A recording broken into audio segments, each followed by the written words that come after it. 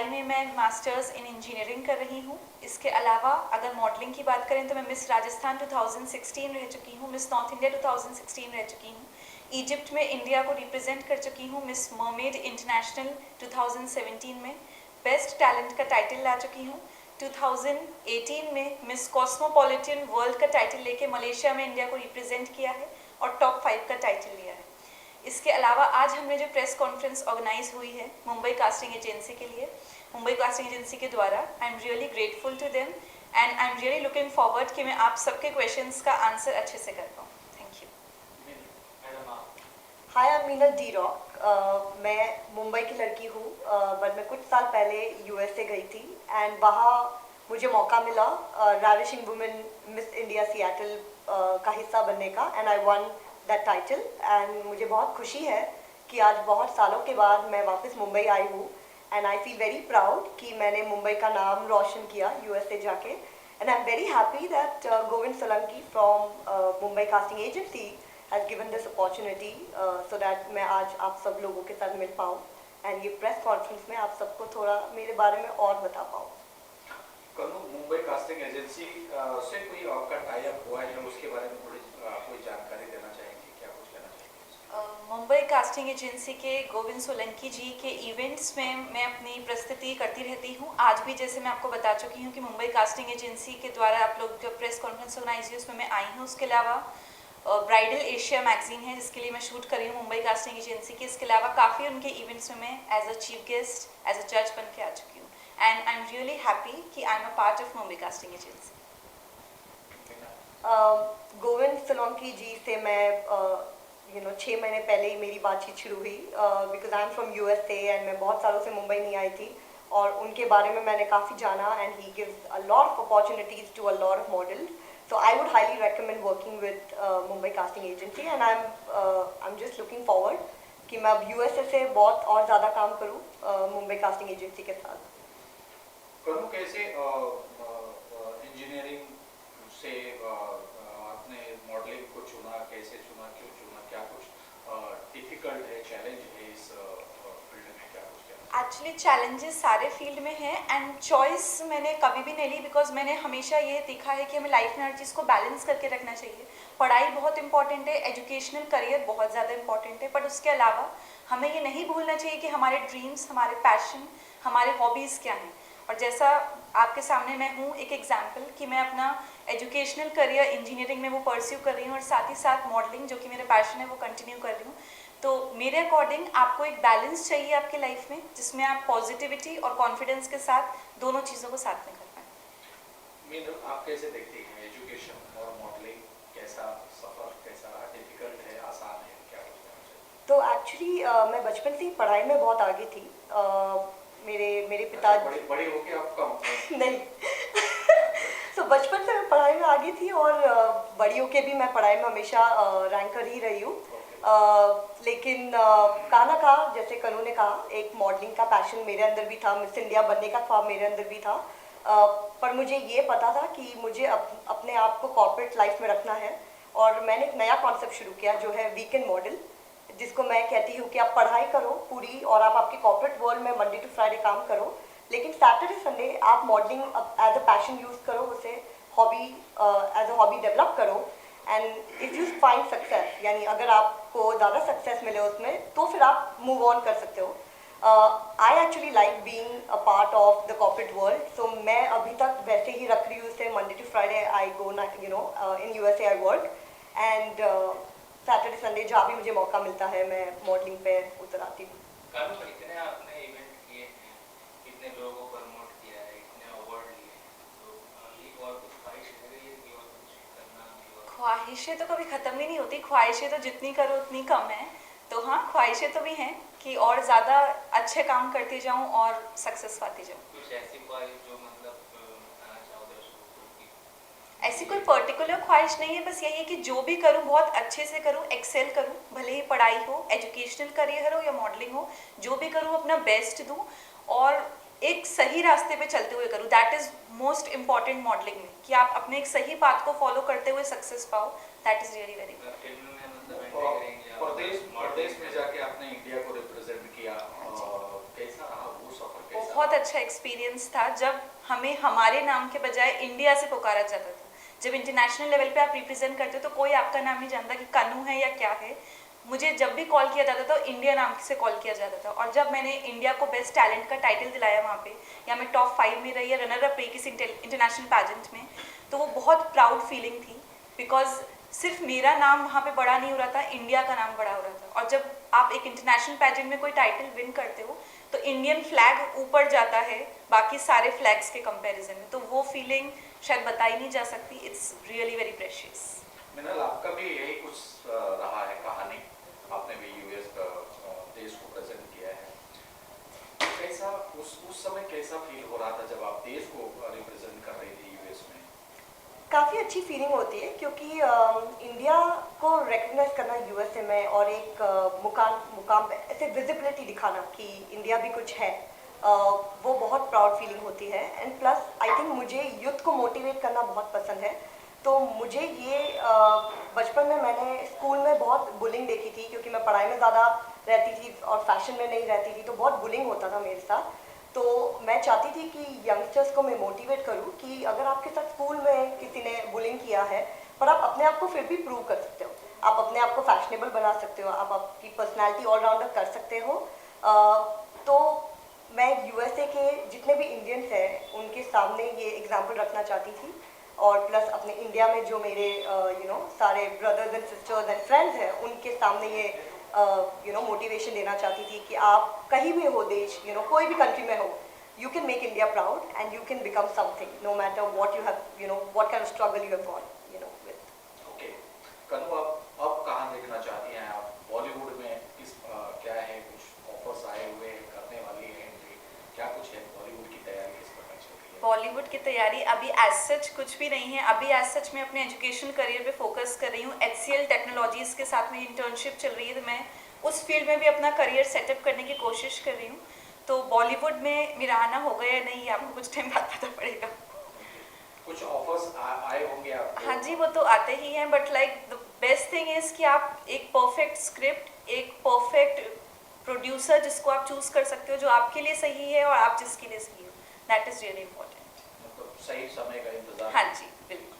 मिनल, आपका क्या कुछ चल रहा है? बॉलीवुड में आने की तैयारी चल रही है? तो एक्चुअली मैं जो लोकेशन पे हूँ वो काफ़ी परफेक्ट है, Seattle, very close to LA, Hollywood and Vancouver.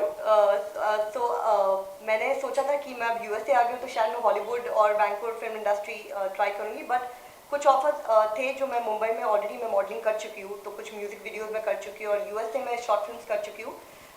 Bollywood obviously I love, so maybe down the line at some point मैं शायद बॉलीवुड में एंट्री करना चाहूँ, बट फिलहाल I think I am very settled in my corporate world. तो अगर कोई मौका मिलता है सैटरडे संडे वीकेंड मॉडल लेने का तो I would definitely sign out. Last question है मैम कि ये मुंबई कास्टिंग एजेंसी कुछ कहना चाहेंगे? लाइन ओपन किया है। वो हो गया काफी हाँ, वो एक कैंपेन जो मैं रन कर रही हूँ, सेन हो तो खर्चे। हाँ हाँ हाँ, मिनल बताइए आप। एक सेकंड आप कट कर दो। मिनल, एक अवेयरनेस आप चला रही हैं जो कम हाइट के लोगों को इस फील्ड में आने से रोका जाता है, या जैसे कहें कि भाई उनको साइड कर दिया जाता है, तो ऐसे लोगों के लिए आपने अवेयरनेस कैंपेन चला रही हैं, आप क्या कुछ कहना चाहेंगे उस विषय को लेके? तो मैंने कैंपेन शुरू किया है, इट्स #SayNoToHeightism, एंड मैं चाहती हूँ दुनिया के जितने भी लोग हैं वो इस कैंपेन को ज्वाइन करें। ये कैंपेन मैंने शुरू किया था 2012 में, जब मैं कॉलेज में थी और जब मैं ऑडिशन देती थी फिल्म इंडस्ट्री, फैशन शोज़ के लिए, तब काफ़ी जगहों पे देखती थी कि आप ऑडिशन से कट आउट हो जाते हो, क्योंकि अगर आपकी हाइट 5'6" के नीचे है तो आपको मौका भी नहीं मिलता है टैलेंट दिखाने का। पर आज हम 2019 में हैं और आज तक मैं देख रही हूँ कि फैशन वर्ल्ड में जहाँ रनवे की बात आती है, छोटी मॉडल्स को नहीं लिया जाता है। आई एम फॉर्चुनेट कि मैं यूएसए में हूँ तो मुझे काफ़ी फिर भी मौका मिल जाता है, बट मेरा ये क्वेश्चन है डिज़ाइनर्स को लेकर कि जब वो सेल करते हैं कपड़े तो हम जैसे लोगों के लिए भी सेल करते हैं। प्लस साइज का ऑलरेडी फैशन शोज होने लगा है फिर भी, लेकिन heightism we are like they still have a height criteria for runway model. तो मुझे लगता है कि Miss World, Miss Universe pageant के लेवल पे भी ये एक एग्जाम्पल सेट करना बहुत ज़रूरी है, क्योंकि उनके फॉर्म पे भी हाइट का क्राइटेरिया है। तो काफ़ी लड़कियां हैं, जो लड़के और लड़कियां जो सुंदर हैं, जिनकी बहुत अच्छी पर्सनैलिटी है, और वो 5'1", 5'2" हो या कोई भी हाइट के हो, उन्हें मौका मिलना चाहिए ऑडिशन देने का एंड आगे बढ़ने का। And I am just happy कि फिल्म इंडस्ट्री में अब न्यू कमर्स को एक्सेप्ट करने लगे हैं, और वहाँ हाइट का इतना अब हाइटिज्म नहीं हो रहा है। But I think this is more for the fashion world. Okay, Meenal, किस प्रकार का लोगों का रिस्पांस मिल रहा है आपको इस अवेयरनेस को लेके? जब आपने छेड़ा था, मुहिम छेड़ा था, तो कैसे रिएक्शन मिल रहा है लोगों का? रिस्पांस कैसे आ रहा है? काफ़ी अच्छा था। पहली बार जब मैंने #SayNoToHeightism सोशल मीडिया पे डाला था, तो एक दिन में 9346 लाइक्स आए। तब मुझे लगा, एंड लोग पूछ भी रहे थे व्हाट इज़ हाइटिज्म, कभी ये नाम नहीं सुना। तब मैंने जब लोगों से बात करना शुरू किया, लोगों ने स्टोरी शेयर करनी शुरू की अपनी, कि सबने ये फेस किया है। काफ़ी लोगों ने कॉर्पोरेट वर्ल्ड में भी फेस किया, क्योंकि एयरलाइन इंडस्ट्री में कि ये काफ़ी बार होता था कि हाइटेड लड़कियों को लेते थे। कुछ लोगों ने वेडिंग की स्टोरीज बताई कि जब लड़के वाले देखते हैं तो वो लड़कियां जो बहुत छोटी है तो उनका रिश्ता नहीं होता। तो आई नोटिस कि खाली फैशन वर्ल्ड में नहीं है, ज़्यादा शायद फैशन वर्ल्ड में विजिबल है, पर काफ़ी और जगहों पे भी ये प्रॉब्लम है। And I am sure Kannu will also agree, because we were just discussing इसके पहले, इंटरव्यू के पहले, and she agrees the fact कि heightism exist in this industry. So I would love for a lot of people from India, all over the world, to join this campaign. I'm sure Kanu is going to be a part of the campaign soon. Really sure.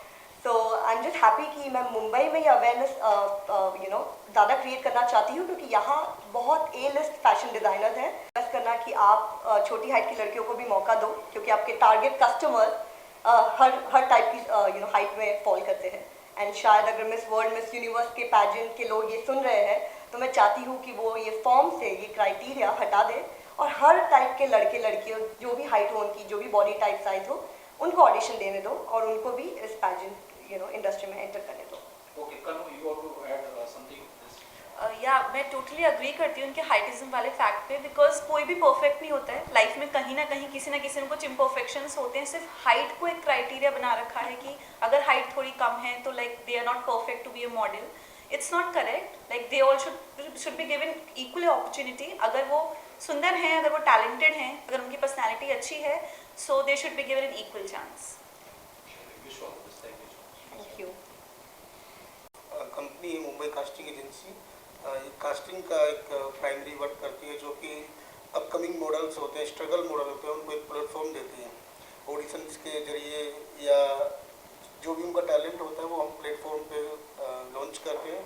अब तक लगभग मैंने 3,500 से ज़्यादा, 3,500 से ज़्यादा लोगों को मुंबई में, साउथ इंडस्ट्री में उनको जॉब प्लेसमेंट मिला है, और लगभग 14 मूवी की कास्टिंग मैंने की हुई है। लास्ट मेरी हाउसफुल 4 थी, और अभी एक मूवी का और चल रहा है मेरा, शूट चालू है उसका, लेकिन कुछ कारणों से, कुछ एग्रीमेंट्स की वजह से अभी तक उसको मैं पूरा नहीं कर पा रहा हूँ।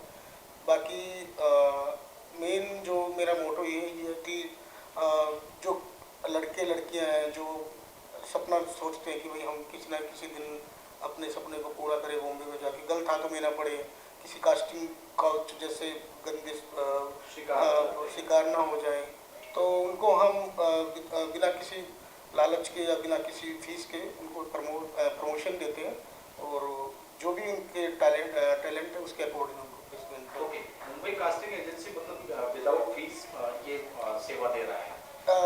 एक जो प्राइमरी रजिस्ट्रेशन या फीस वगैरह होती है वो नहीं मैं कभी लेता। जैसे कि आजकल एक रजिस्ट्रेशन का ट्रेंड होता है, वो कभी नहीं लिया मैंने किसी से आज तक भी। 4 साल हो गए मेरे को। अभी 3 ब्रांचेज हैं मेरे, दिल्ली में, करनाल में है, और मुंबई में भी हमने चालू कर दिया है। तो इससे क्या होता है ना, जो जिनके पास में पैसों की शॉर्टेज है, फाइनेंशियली वो कैपेबल नहीं है, तो वो आगे नहीं आ पाते, क्योंकि इसमें धोखा भी काफ़ी चलता है।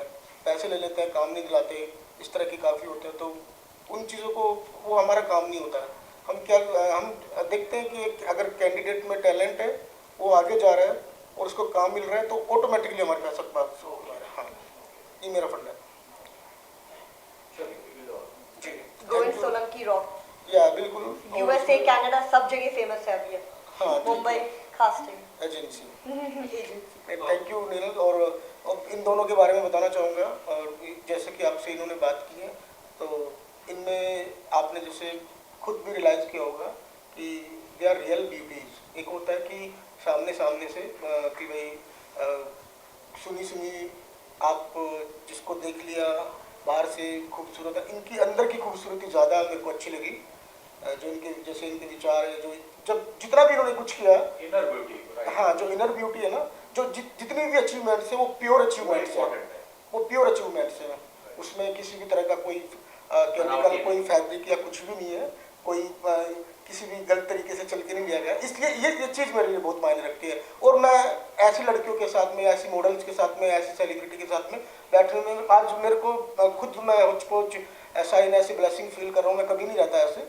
आज मैं खुद ये हूँ कि एक आज के दौर में ऐसी मॉडल्स काफ़ी कम मिलती हैं। एंड मैं आपको एक बात बताना चाहूंगी, मैंने इनको खुद तारीफ मत देखा करिएगा। है। ये कुछ नहीं है। मॉडल्स के मम्मी डैडी को भी इतना ख्याल रखते हैं, और क्योंकि मम्मी डैडी का सपोर्ट होना बहुत जरूरी है। आई एम हैप्पी कि मेरी भी पेरेंट्स बहुत सपोर्टिव है, बट आप like he is very good. चलिए ठीक है, बस मैं मेरी पर्सनल से नहीं, जो मैंने नोटिस किया मैं बोल रहा हूँ, एक जेन्युइन चीज़ बोल रहा हूँ। और एक प्योर जो होता है ना, जो वो जैसे घी प्योर होता है तो उसकी खुशबू पूरे घर में आ जाती है, ऐसे ही जब हमारे बीच में कुछ सेलिब्रिटी ऐसी होती हैं जो एक खुशबू, हाँ, तो उसमें फख्र, प्राउड फील होता है। नाम को लेके मुंबई कास्टिंग एजेंसी, आप रहते हो दिल्ली में काम करते हो, मुंबई नाम रखा हुआ है, क्यों ऐसा? इसके पीछे क्या कारण? देखो पीछे तो कारण नहीं है, लेकिन अभी मुंबई कास्टिंग एजेंसी का एक रीज़न था। मैं मुंबई से आज पहली बार वाकिफ़ नहीं हूँ, 2009 से बराबर है। और जब मैं यहाँ पे पहली बार मुंबई में आया था तो मुंबई मेरे लिए एक सपना था,